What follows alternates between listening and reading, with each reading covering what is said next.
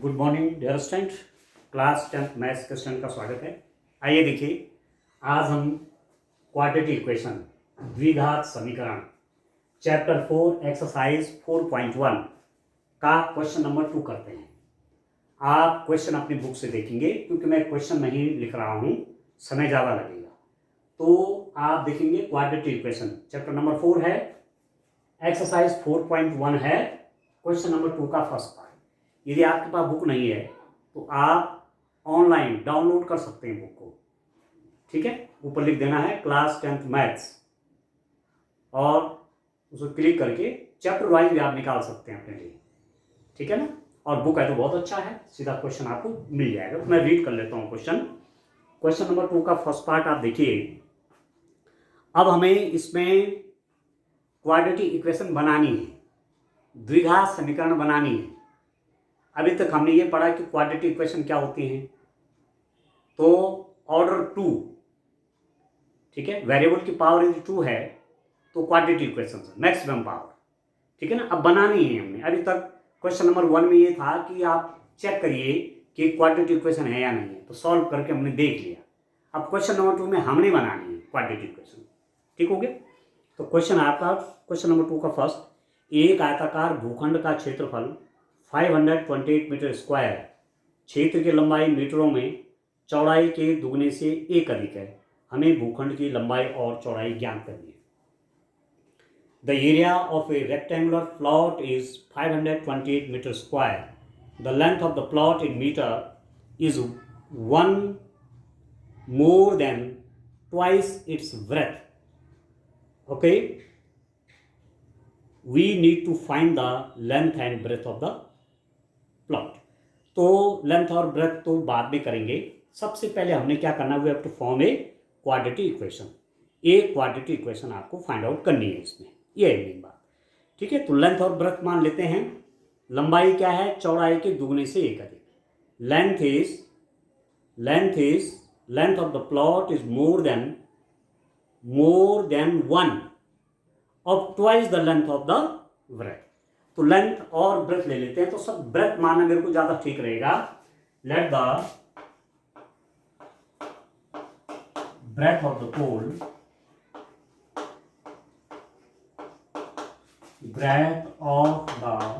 Pole, be x metre, okay. माना breadth of the land है वो आपका, है ना। Breadth of the plot only plot, breadth of the plot be x metre. माना भूखंड, आयताकार जो भूखंड है, ठीक है, आयताकार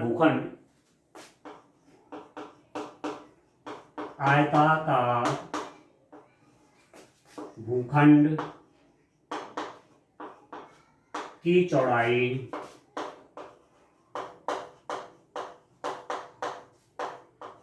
x मीटर है।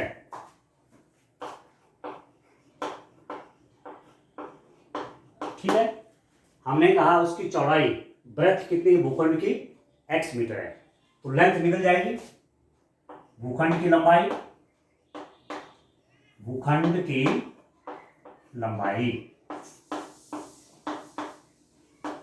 क्या कंडीशन यहां पर दे रखी है कि भूखंड की लंबाई चौड़ाई के दुगने से एक अधिक। चौड़ाई का दुगना, चौड़ाई क्या है, चौड़ाई मानी हुई आपने x, चौड़ाई का दुगना मतलब 2 गुना, 2 गुना मतलब 2 से गुना करके, और उससे भी एक ज्यादा है।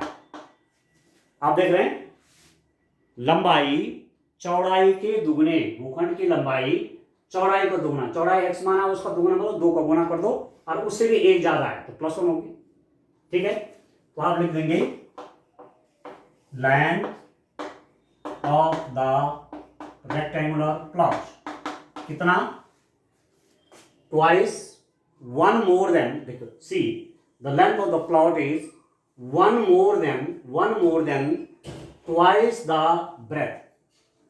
ब्रेथ के ट्वाइस से 1 मोर, तो +1, और ब्रेथ का ट्वाइस क्या हो जाएगा 2x प्लस 1 हो गया। तो ये आपका आ गया ये, ठीक हो गया, ठीक है दोस्तों। अब आपको एरिया दिया हुआ है, तो एरिया क्या होता है, area of the rectangular plot, area of the rectangular plot,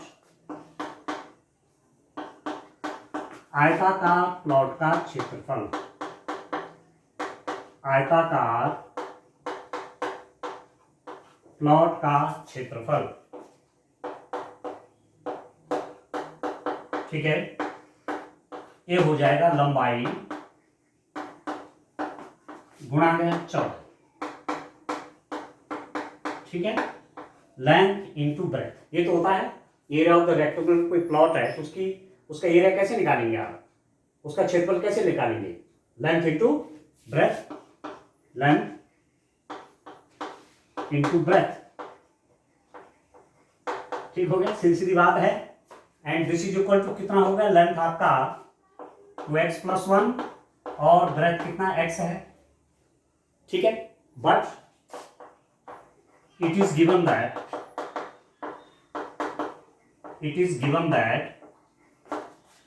the area of the plot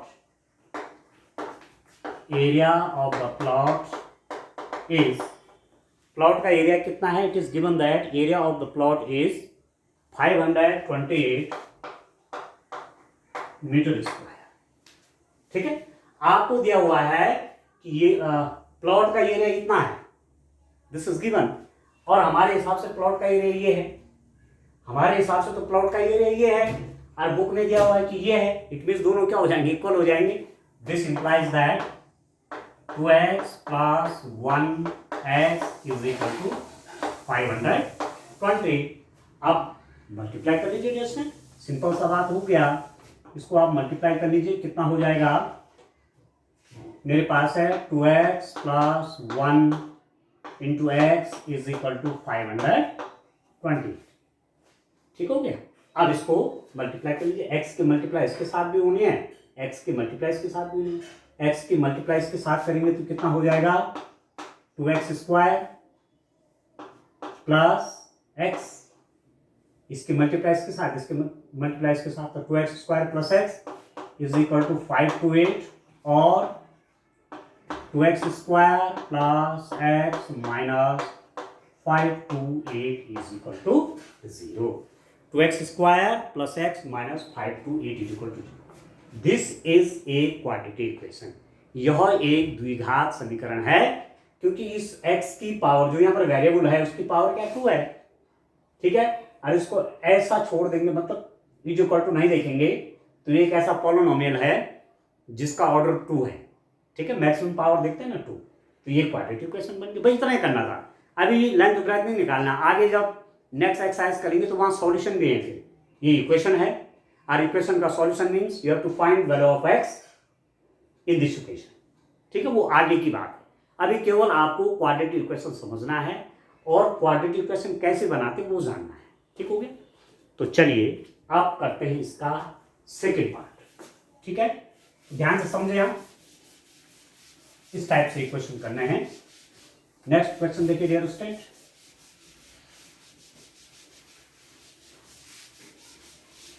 देखिए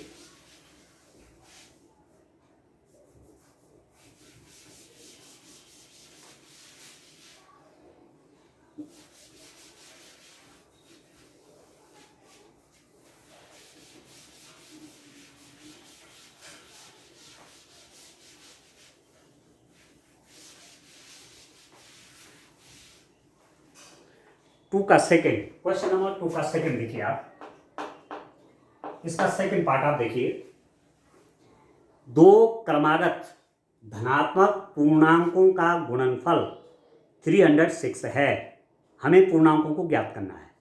तो अभी आपने केवल क्या बनाना है, क्वाड्रेटिक इक्वेशन बनाने, द्विघात समीकरण बनानी है, ठीक है। अभी वो चाहिए नहीं हमको, क्या पूर्णांक नहीं निकालने हैं, अभी केवल इक्वेशन बनानी है जिनसे हमें पूर्णांक प्राप्त होते हैं वो बनानी है, ठीक हो गया। तो देखिए, the product of 2 consecutive positive integers is 306, we need to find the integer. बाद में हमें इंटीजर निकालने की भी आवश्यकता पड़ेगी, पर अभी हमें केवल क्वाड्रेटिक इक्वेशन फॉर्म करनी है। तो कंसेक्यूटिव दो इंटीजर है। अब आप देखिए मेरे पास एक इंटीजर 5 है, एक पूर्णांक संख्या 5 है, तो उसके नेक्स्ट कौन सी पूर्णांक संख्या होगी? 6। क्यों? ठीक है, 6 के बाद कौन सी? 7, 7 के बाद कौन सी? 8, 8 के बाद कौन सी? 9। तो +1 जोड़ेंगे ना आप? नहीं जोड़ेंगे। ठीक है, ऐसे तो निकालते हैं पूर्णांक संख्या। 10 के बाद कौन सी? 11, 10 के बाद 11, 11 के बाद 12, 12 के बाद 13, ऐसे तो निकलते हैं। कंसेक्यूटिव, कंसेक्यूटिव मतलब क्रमागत, क्रम से आने वाले। तो मान लेते हैं आपको दिया हुआ है कि दो इंटीजर्स का मल्टीप्लिकेशन इतना है, दो consecutive, the multiplication of to consecutive integers is this. तो दो कंसेक्यूटिव इंटीजर निकाल लीजिए, टू कंसेक्यूटिव इंटीजर निकाल लीजिए, दो क्रमागत संख्याएं निकाल लीजिए। ठीक है, चलिए दोस्तों, तो लिख देते हैं let the two consecutive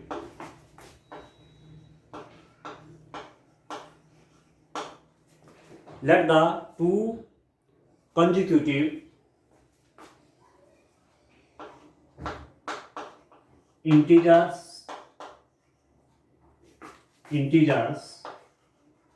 be x and x plus 1। माना दो क्रमागत पूर्णांक संख्याएं, दो क्रमागत पूर्णांक संख्याएं क्या क्या है डियर स्टूडेंट?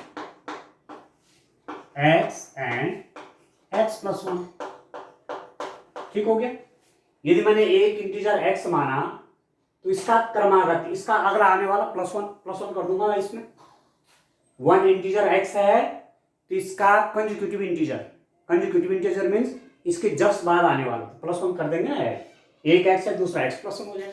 ठीक है, गिवन दैट इनका मल्टीप्लिकेशन दे रखा है और वो भी क्या है? पॉजिटिव है, दो क्रमागत धनात्मक। ये भी आपका पॉजिटिव है, ये भी पॉजिटिव है, नेगेटिव वाले नहीं लेते हैं। तो पॉजिटिव ऐसा तो होता है 5 के बाद 6, 6 के बाद 7, यदि ये 5 है तो ये 6 हो जाएगा, यदि ये 7 है तो ये 8 हो जाएगा। ठीक है, now the given condition is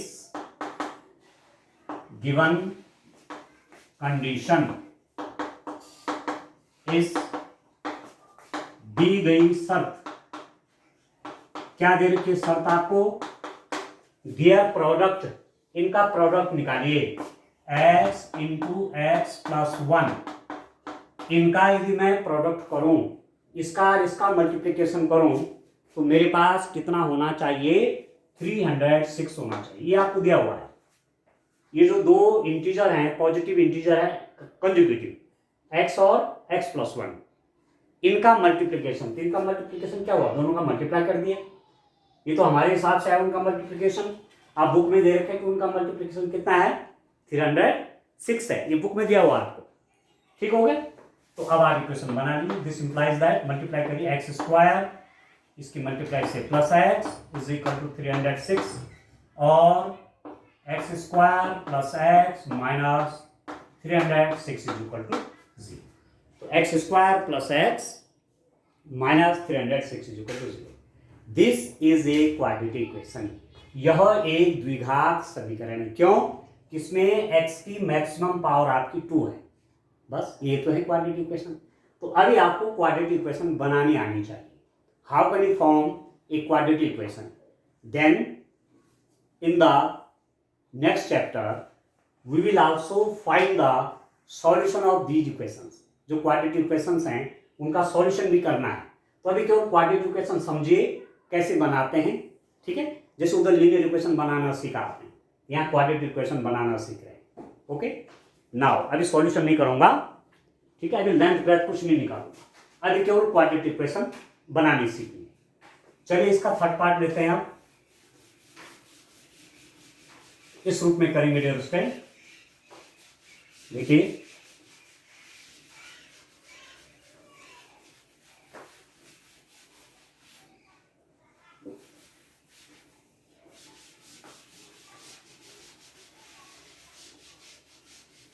चलिए इसका थर्ड पार्ट देखिए। इसका थर्ड पार्ट की ओर आते हैं। देखिए आप, क्या है थर्ड पार्ट। रोहन की मां उससे 26 वर्ष बड़ी है। उनकी आयु वर्षों में का गुणनफल अब से 3 वर्ष पश्चात 360 हो जाएगा। हमें रोहन की वर्तमान आयु ज्ञात करनी है। वर्तमान आयु ज्ञात करनी है पर निकालना नहीं है। ऐसी क्वाड्रेटिक इक्वेशन बनानी है जिससे रोहन की परसेंटेज निकले। ठीक है, बनाना क्वाड्रेटिक इक्वेशन है। Rohan's mother is 26 years older than him. The product of their age in years, 3 years from now, will be 360. We would like to find Rohan's present age. Rohan's present age find out करनी है, उसके लिए quadratic equation बनानी है। अगर Rohan's as नहीं निकालेंगे वो आगे क्या एक्सरसाइज में करेंगे। ठीक है, पर उसके लिए क्वाड्रेटिक इक्वेशन बनाए। तो जब भी ये एज के क्वेश्चन होते हैं तो हमेशा प्रेजेंट एज माननी चाहिए, क्योंकि प्रेजेंट मतलब आज की उम्र क्या है। आज की एज पता चल गई तो आगे भी जा सकता हूँ कि 10 ईयर के बाद क्या हो जाएगी और 10 ईयर के पहले क्या हो जाएगी, दोनों एज ही निकल जाएगी। ठीक है, तो let the Rohan age be Rohan's, ठीक है, प्रेजेंट एज समझ लीजिए, वर्तमान।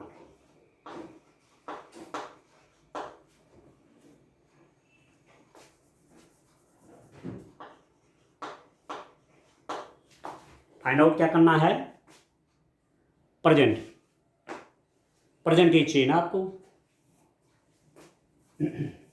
देखिए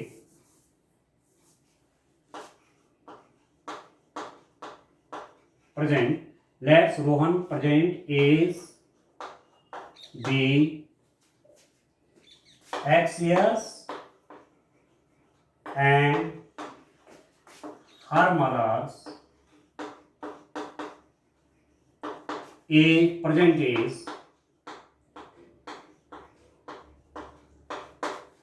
age be x plus 26 years u।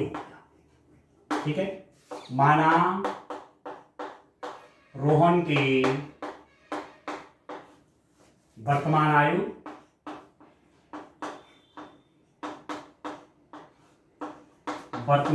आयु कितना है, x वर्ष है, और उसकी मदर उससे 26 इयर्स बड़ी है। रोहन की परसेंटेज x है तथा उसकी मां की वर्तमान आयु x प्लस 26 वर्ष है। अब ठीक हो गया। रोहन की एज प्रेजेंट एज क्या है, x है, और रोहन की मां रोहन से 26 इयर्स बड़ी है, तो मां की उम्र कितनी हो जाएगी, x प्लस 26 इयर्स। ये प्रेजेंट एज होगी दोनों। ठीक हो गया। अब क्या कह रहे हैं कि आज से कितने वर्ष बाद उनकी आयु का गुणनफल अब से 3 वर्ष पश्चात, अब से 3 वर्ष बाद रोहन की कितनी हो जाएगी, x प्लस 3। क्यों, इसमें रोहन प्रेजेंटेज रोहन की x है, तो अब से 3 ईयर के बाद रोहन कितने वर्ष का हो जाएगा, x प्लस 3 ईयर्स का हो जाएगा। ठीक है, हाँ। Now Rohan's as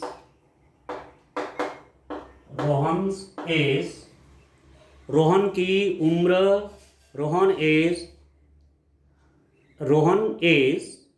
3 years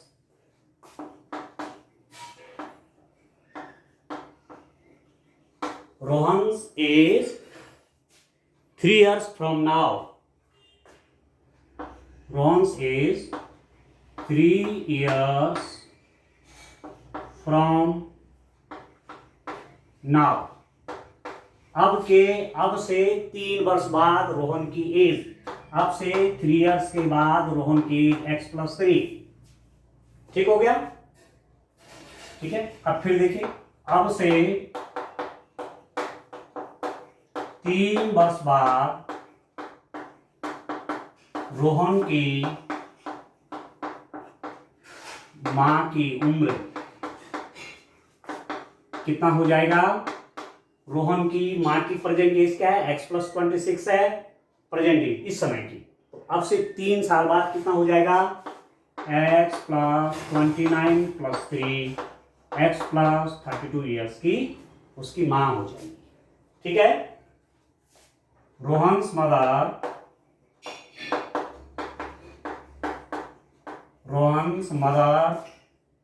is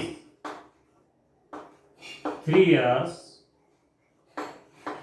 Rohan's mother is 3 year, 2 बार आ गया 3 year, Rohan's mother is 3 years from now, कितना हो जाएगा रेस्टेंट।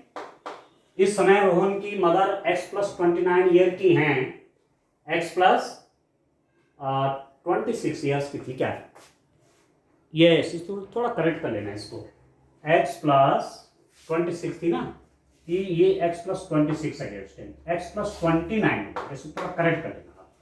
ठीक है, Rohan's mother is 3 years from now, अब के 3 वर्ष बाद रोहन की मदर की एज, रोहन की मदर की प्रेजेंट एज है x+26 और 3 वर्ष बाद हो जाएगा x+29।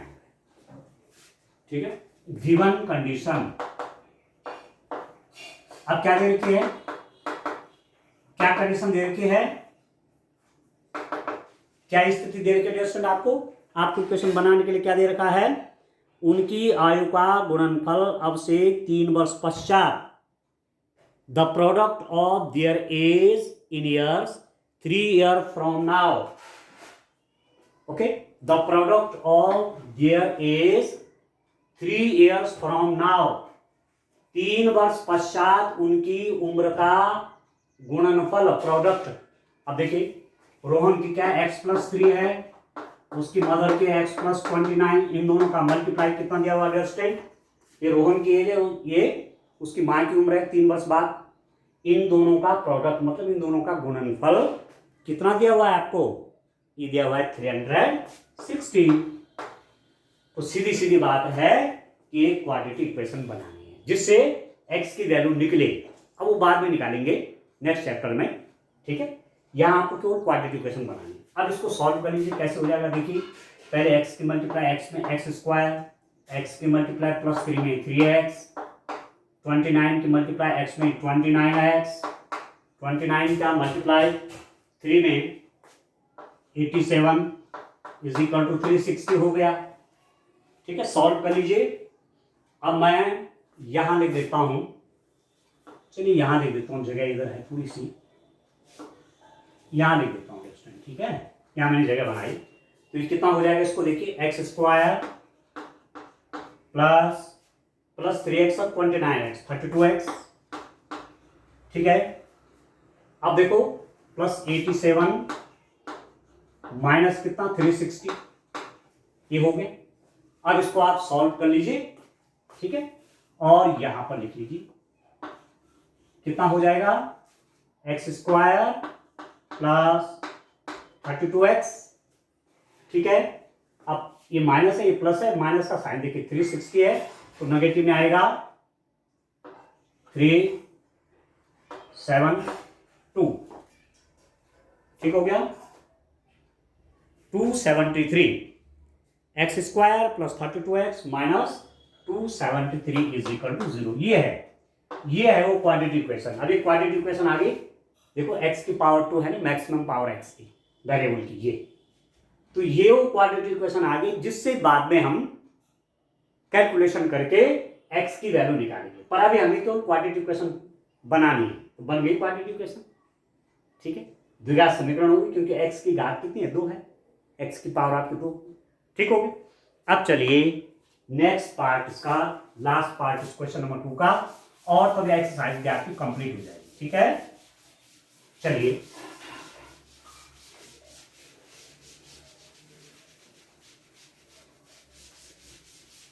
इस रूप में डेफिनेटिव क्वेश्चन करने हैं।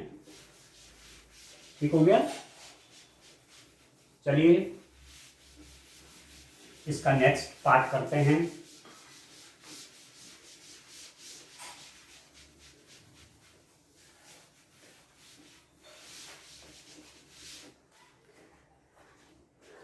अब फोर्थ पार्ट देखिए स्टूडेंट, क्या है आपके पास फोर्थ पार्ट, क्वेश्चन नंबर 2 का फोर्थ पार्ट आप देखिए। एक रेलगाड़ी 480 किलोमीटर की दूरी समान चाल से तय करती है। यदि उसकी चाल 8 किलोमीटर कम होती तो वह उस दूरी को तय करने में 3 घंटे अधिक लेती। हमें रेलगाड़ी की चाल ज्ञात करनी है। सीधी सीधी बात है कि हमें वो क्वाड्रेटिक इक्वेशन फाइंड आउट करनी है जिससे हमें रेलगाड़ी की चाल निकल सके। ठीक हो गया। A train travels a distance of 480 kilometre at the uniform speed. If the speed had been 8 km per hour less, then it would have taken 3 hours more to cover the same distance. What need to find the speed of the train? क्या करना चाहिए जिससे हमें train की speed मिले? तो quadratic equation बनाते हैं। देखिए कितना किलोमीटर चलना है ट्रेन को, 480 किलोमीटर। माना ये स्टेशन ए है, ये आपका स्टेशन बी है। इन दो स्टेशनों के बीच की दूरी आपके पास कितनी है? 480 किलोमीटर है। ठीक है, यहां से लेकर के यहां तक की दूरी 480 किलोमीटर है और ट्रेन को ये कवर करना है। तो यूनिफॉर्म स्पीड से ट्रेन कवर करती है, कम ज्यादा नहीं होती स्पीड, एक स्पीड से चलती है। तो मान लेते हैं, माना रेलगाड़ी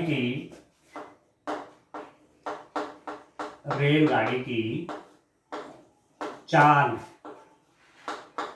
क्या मान रहा हूं, u किलोमीटर पर आवर है। इसका मतलब आप समझते हैं, u किलोमीटर पर आवर मतलब u किलोमीटर प्रति 1 घंटे। 1 घंटे में u किलोमीटर चलती है। u kilometre per hour means in 1 hour the train travel u kilometre. ठीक है, let the uniform speed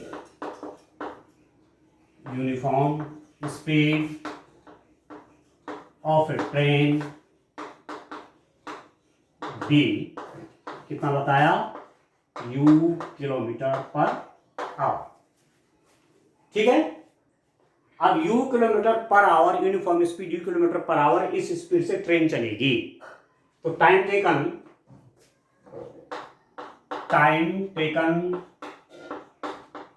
bye the train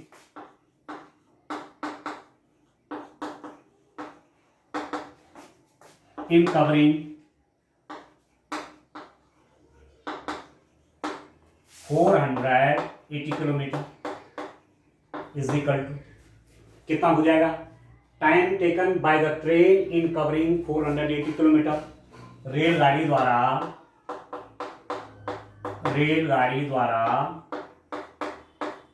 480 kilometre दूरी तय करने में लगा समय।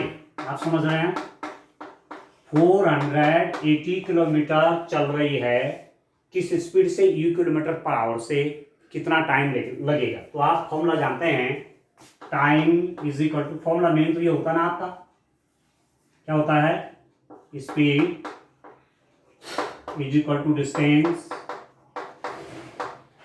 Over time. ठीक है, ये तो होता है speed is equal to distance over time, या और आप लिखते हैं time is equal to, time में आ जाएगा तो स्पीड इसके नीचे चला जाएगा, डिस्टेंस ओवर स्पीड। ठीक है, आपने क्या है, चाल बराबर आप जानते हैं दूरी बटे समय। ठीक है, या तो फॉर्मूला ये है, या यदि आपको समय चाहिए तो 40 के नीचे ले लीजिए, समय बराबर दूरी बटे 4। ये है ना फॉर्मूला। क्यों, ये तो फॉर्मूला आपने पढ़े हुए हैं।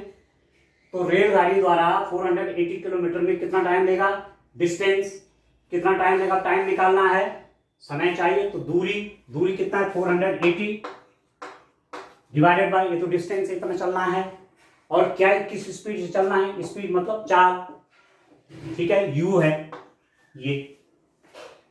क्लियर हो गया? ठीक है।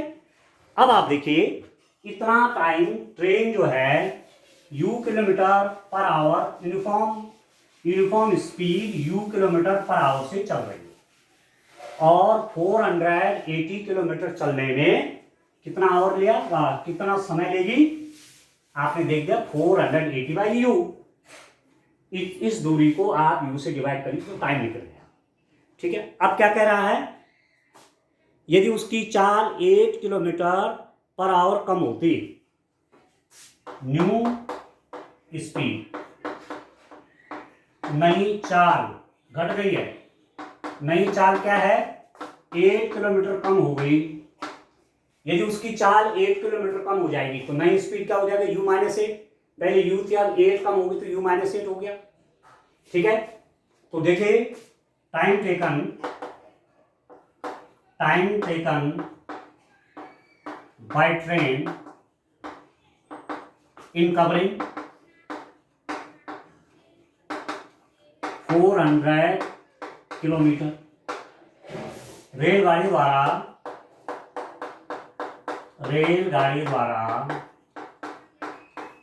नई चाल से 480 किलोमीटर दूरी तय करने में लगा समय। कितना हो जाएगा डिस्टेंस? अब आप देखिए नई स्पीड ये आ गई है, अब कितना टाइम लगेगा, डिस्टेंस तो ही है 480, टाइम कितना लगेगा, स्पीड ये हो गई ना, तो चलना तो इतना ही है 480 डिवाइडेड बाय u माइनस 8। अब स्पीड आपकी नई स्पीड क्या हो जाएगी, u माइनस 8, पहले u थी अब u माइनस 8, ये टाइम निकला। ठीक है। अब जब स्पीड कम हो गई तो टाइम बढ़ गया, ये टाइम ज्यादा हो गया, ये ज्यादा है इससे, क्योंकि जब स्पीड कम हो गई u माइनस 8, पहले u थी अब u माइनस 8, कम हो गई स्पीड तो हमें अब ज्यादा टाइम लगेगा। अब क्या कंडीशन दे रखी है, दी गई शर्त, आप समझ रहे हैं, गिवन कंडीशन,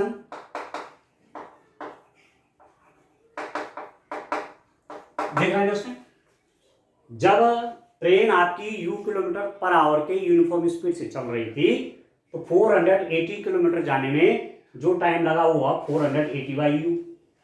अब स्पीड जब कम हो गई, u माइनस 8 हो गई, तो अब ट्रेन को 480 किलोमीटर जाने में इतना टाइम लगा। अब इन दोनों समय में कितना अंतर है, तो उस दूरी को तय करने में 3 घंटे अधिक लगेंगे। यदि इस स्पीड से चलेगी, ठीक है, इस स्पीड से चलेगी तो अपने 480 किलोमीटर तय करने में 3 घंटे ज्यादा लगेंगे। तो इसका मतलब क्या हुआ, 480 बाई u माइनस 8, ये जो होगा, ये जो समय आया, जो टाइम तो है, ये जो टाइम है वो इस टाइम से 3 आवर ज्यादा है। This time is greater than 3 hours, this time is greater than 3 hours from this time. इस समय से यह समय 3 आवर ज्यादा है, तो this time is equal to, आप देखिए दिस टाइम प्लस 3, ये ज्यादा हो गया ना। अब कितना ज्यादा है, इससे 3 ज्यादा है, 3 मोर है, तो ये time is equal to this time plus 3। अब आप इस इक्वेशन को सॉल्व कर लीजिए, ठीक हो गया। बाकी तो सब आपको इसकी आवश्यकता नहीं है, इक्वेशन मैंने नीचे बना ली है, अब simple you have to solve it. अब इसको सॉल्व कर लीजिए, मतलब एक क्वाड्रेटिक इक्वेशन बनाएंगे। ठीक है, जब क्वाड्रेटिक इक्वेशन बन जाएगी तब जाकर के आप स्पीड निकाल सकते हैं, और उस काम को हम नेक्स्ट चैप्टर में करेंगे। तो मेरे पास हो गया, this implies that 480 over u minus 8, u minus 8 is equal to 480 by u plus 3। ठीक है, अब सॉल्व कर लीजिए दोस्तों, कैसे सॉल्व होगा, दिस इंप्लाइज दैट, पहले राइट हैंड साइड सॉल्व कर लीजिए। ठीक है, ये देखिए इसका डिनोमिनेटर है 1, ठीक है। तो आप u और 1 का एलसीएम ले लीजिए, u से u डिवाइड होगा, 1 आया, 1 की मल्टीप्लाई इसमें होगी तो 480 प्लस 1 से u को डिवाइड करते u ही आया और u की मल्टीप्लाई 3 के साथ तो 3u। अब सॉल्व करने का तरीका क्या है, इसका मल्टीप्लाई इसके साथ और इसका मल्टीप्लाई इसके साथ। तो दिस इंप्लाइज दैट इसका मल्टीप्लाई इसके साथ कर लीजिए, u minus 8 into 480 plus 3u is equal to इसकी मल्टीप्लाई से हो जाएगा 480u। 480u equal to u minus 8 into 480 plus 3। ठीक हो गया। अब आप इनको रेजिस्टेंस सॉल्व कर लीजिए, इक्वेशन मिल जाएगी आपको। ठीक हो गया। इस टाइप से ये क्वेश्चन करना है। आप देखिए मैं सॉल्व कर लेता हूं, क्या आता है सॉल्व करके। आप देखिए पहले 480 से मल्टीप्लाई करिए, 480u माइनस इसकी से मल्टीप्लाई होगी,